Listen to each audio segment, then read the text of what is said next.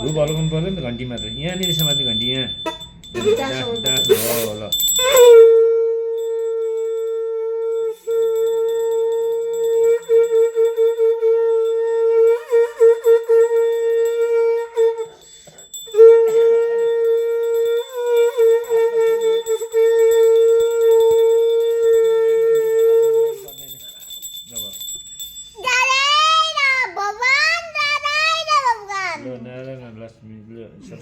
स्वस्तानी माता रक्षा गर स्वस्तानी माता सरस्वती माता लक्ष्मी माता काली माता गोरी माता ल हात थाप न चल्न राख्नु आँखा धुने एम ब्रह्मा वरेन्द्र रुद्र मरुत स्तुनवन्ति दिव्यस्ते वैद्य संघ पतुष्कं गायन्त्यं सामगा ध्यानावस्थित कतन मनसा पश्यन्त्यं योगिन यशान्तन विदु सुर गणाय देवाय तस्मै नमः श्रीमत चन्दन चर्चुर्पु सगलम्बर मल्लिका मालालङ्कित कण्डरा परविलन सन मुक्त बलि सविता सर्वज्ञान निदान पुस्तक दलुक्त मारकरा भाग्दै बदनाम बुझे वस्तुमै तलक माथा चिर मुख करति बाचा पंगुलङ्गे ग्रिमे अथिवा तम वन्दे परमानन्द माधव न भगवते तस्मै व्यास मिते जसे यसे प्रसाद दशमी नान कथमे नान नमस्कृत न चवन तम देवी सरस्वती व्यास तत्व जय मदरेत हाम्रो भगवान हो हाम्रो भगवान हो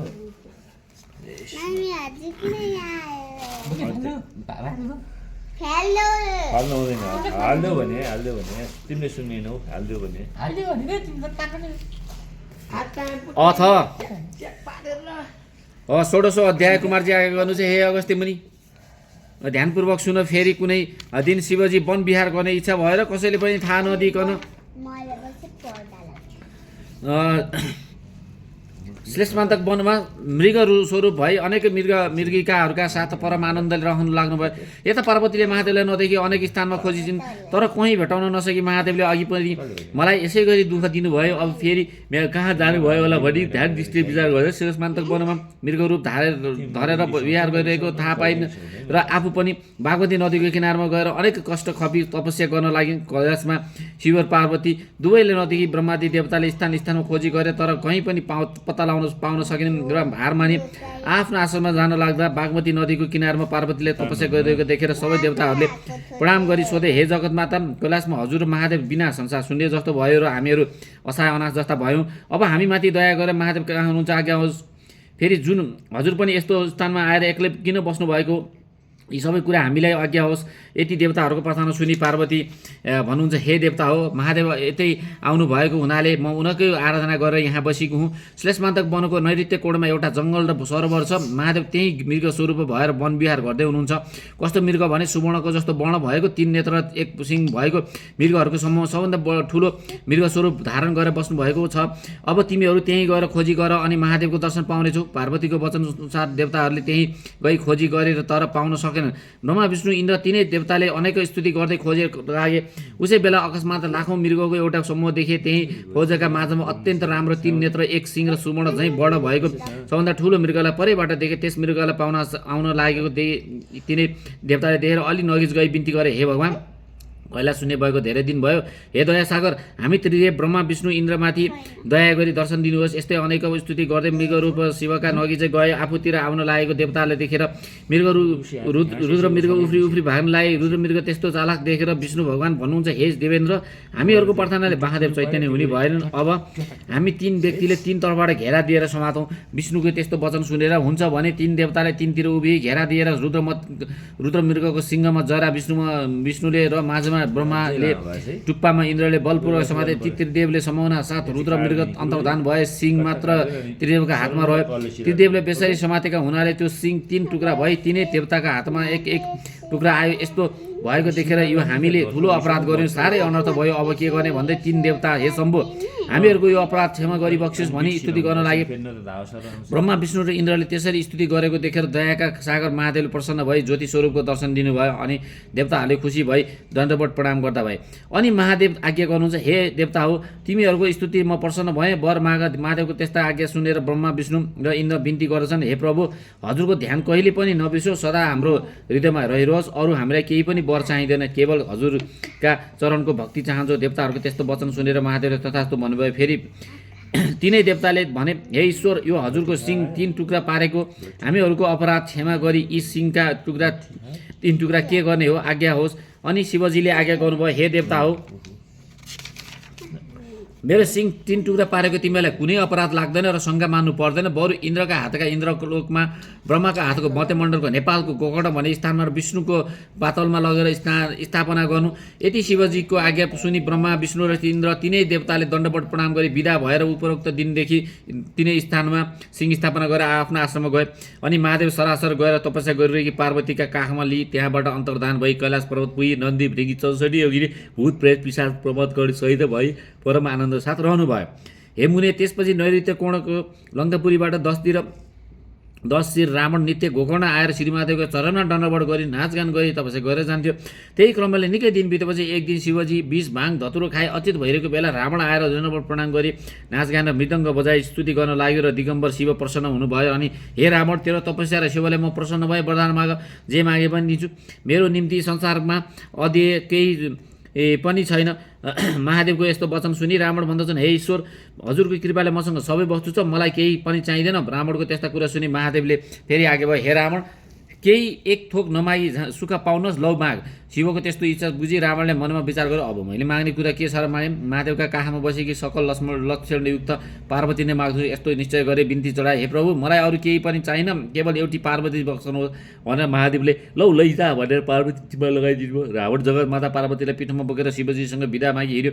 यो कुरा सबै वैकुण्ठनाथका अधिपति विष्णुले थाहा पाए अनर्थ हुन लाग्यो भन्दै तत्काल हावाभन्दा पनि शीघ्र गतिले मोहिनी रूप धारण गरी रावण कहाँ पुगेर भन्नुभयो, हे महाशय, तिमी को हौ, कहाँबाट आइरहेका छौ, पिठमा बोकेकी सुन्दरी को हुन्, किन बोकेर ल्याएर कहाँ लैजान विचार छ। रावणले भन्यो, हे सुन्दरी, लङ्कापुरीकी राजा रावण भनेको मै हुँ। मेरो तपस्याले प्रसन्न भई महादेवले मलाई आफ्नो स्त्री पार्वती दिनुभयो र ती नै पार्वती हुन्। म यिनलाई बोकेर लङ्कापुरी जान्छु। यति रावणको कुरा सुनि मोहिनी भन्न लागि, ए वीर रावण, के तिमीलाई लाज लाग्दैन, के ती पार्वती हुन्? तिमीलाई छलेर महादेवले मायाकाद्वारा रचित यी स्त्री दिएछन्। तिमी जस्ता राजा र वीर व्यक्तिले यस्ती स्त्री पिठमा बोकेर हिँड्ने होइन, कसैले देखे के भन्लान्, यी पार्वती होइनन्। तिमीलाई महादेवले झुक्क्याएछन्, बरु पार्वती लैजाने भए इच्छा भयो म तिमीलाई पार्वती पाइने स्थान बताइदिन्छु, सुन। महादेवले आसन गरिराखेको बाघको छालाभित्र साँच्चीकी पार्वती लुकाइराखेका छन्, त्यही मागेर लैजाऊ। यति भनी अनेक भाउ कटाक्षले छोपी मोहिनी रूप विष्णुले कुरा गर्दा रावणको चित्त बुझ्यो र पार्वतीलाई त्यहीँ छोडेर आफू फेरि कैलाश पुग्यो। यता विष्णुले पार्वतीलाई बगाउनको लागि पूजा र सत्कार गरेर राखे। उता महादेव कुचेष्टा भइरहेको थिए। त्यसै बेला रावण पुगेर बिन्ती गरे, हे ईश्वर, हजुरले मलाई छलेर पार्वती भनी मायाले एउटी स्त्री बनाइदिनु भएछ। त्यो कुरा थाहा पाइ मैले बाटैमा फालेर आएँ।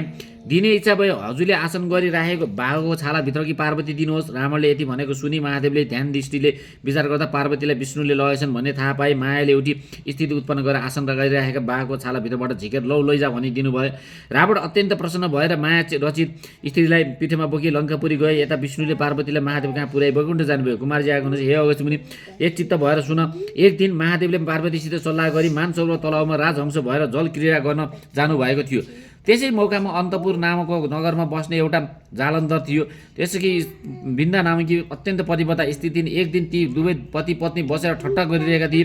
त्यसै बहत जालन्धर अकस्मात बेसरी हाँस्यो र वृन्दाले सोध्न, हे स्वामी, किन यसरी हाँस्नुभयो? जालन्धरले भन्यो, हे वृन्दा, तिमी जस्ती सुन्दरी पत्नी अरू कसैकी होलिन् भनेर लागेर हाँसेको, अरू कुनै कारण होइन। वृन्दाले उत्तर दिने, हे स्वामी, म के राम्री छु र महादेवकी स्त्री पार्वतीले देखे के गर्नुहोला? वृन्दाको यस्ता कुरो सुनि जालन्धरले भने, हे स्त्री, यो कुरा सत्य हो, त्यसो भए म पार्वतीलाई छल्न जान्छु। यति कुरा गरी मायाले महादेवको रूप धारण गरी कैलाशमा पुग्यो। पार्वतीले महादेव आउनुभयो भने सुनको कमण्डुलो लिई पाउ धुन ढोकामा आइन्। पार्वतीलाई देख्न साथ महादेव रूपधारी जालन्धर मुछा परेर लड्यो। अनि पार्वतीले ध्यान दृष्टि विचार गर्दा आफूलाई छल्न महादेवको रूपधारी जालन्धर आएको थाहा पाए द्वारपाललाई भनी, हे नन्दी भृङ्गी, यहाँ कोही पनि आए मलाई नसोधी भित्र पस्न नदिनु भनी आफ्नो कसैले नदेख्ने स्थानमा गएर लुकी ऋषिले चुर भई विष्णुको आराधना गर्ने। पार्वतीले क्रोधित भएर आराधना गरेको विष्णु भगवानले थाहा पाई गरुडमा चढेर तत्काल कैलाश पर्वतमा पार्वती कहाँ पुग्नुभयो। हे पार्वती, मलाई किन अपराध गरेकी भनी सोध्नुभयो। र अनि पार्वती भन्दछन्, हे विष्णु, महादेव जल क्रिया गर्न मानसरोवर तलाउमा राजहंस भई आनन्द मनाउँदै हुनुहुन्छ।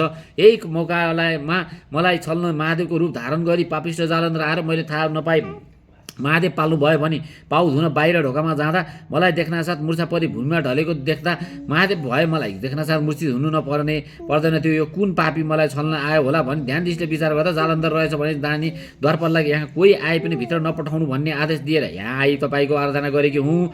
अब जे गर्नुपर्ने हो तत्काल गर्नुहोस्। यति पार्वतीको वचन सुनि विष्णु भगवान भन्नुहुन्छ, हे पार्वती माता, पापिष्ट जालन्धरले तपाईँलाई दगा गर्न माया रूप धारण गरेर आएपछि म गएर त्यसको पतिव्रता स्त्री बिन्दाको सत्य डगाएर आउँछ। यसमा कुनै शङ्का छैन।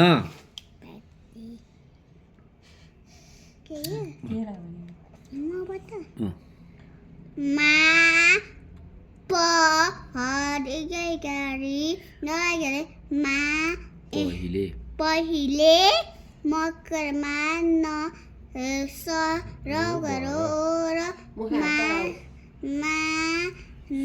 सरोवर मानसरोवर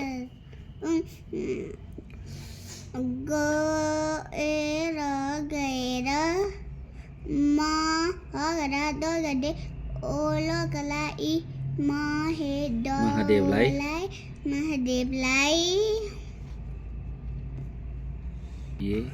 ए हगरा चन्द्रबिन्दु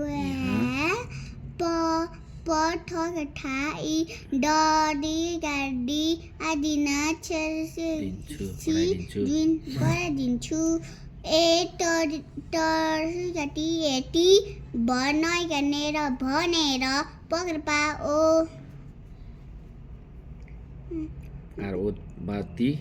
पार्वती सीता बरसी गर्वी डगदा बिदा भई थरसी घटी लौकालो ठिलो ओ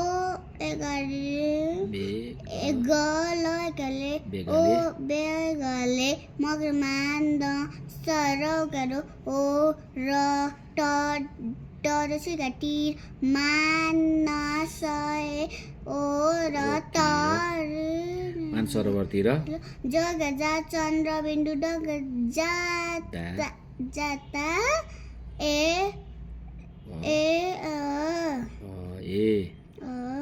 इति श्री स्कन्द पुराणे केदारखण्डे माघमादे कुमार सम्बन्धे श्री सत्यनारायण परमेश्वर व्रत कथा विष्णु मानसरोवर गमनाम षोडशो अध्याय।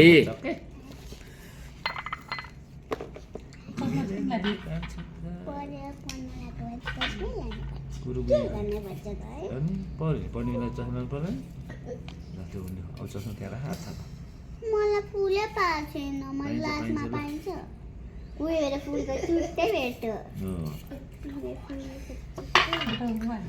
उपनाय तु मंगल वसकल जगन्मला यसरी मान दिन कर किरण निवेदित नवदिल विचन कृष्ण काले वर्षित पर्जन पृथ्वी सस्यशालिनी देश सोबरैत सन्तु निभय पुत्र पुत्री सन्तु बुद्धिना सदा सन्तु जीवन्त सार्थ शतम तत्रैव एना चतत गोदावरी सिन्धु सर्ज तीर्थानि सर्वाणि बसन्ति तत्र हेताजुद तर कर पसंग या कुन्दे तुषार हार धवल या शुभ विस्थापिता या बिडा वर्धन्त वन्दित कर या श्वेत पद्मासना या ब्रह्मचित्त शंकर पतिवे सदा वन्दित साम पातु सरस्वती भगवती निशेष जाडे पाए गायने बच्चा मनुष्य दिनमा बुद्धात्म प्रकृति सबम कर्म एतेत सकल परस्मै नारायण एति समर्पितयेत भनेको चढाउने मलाई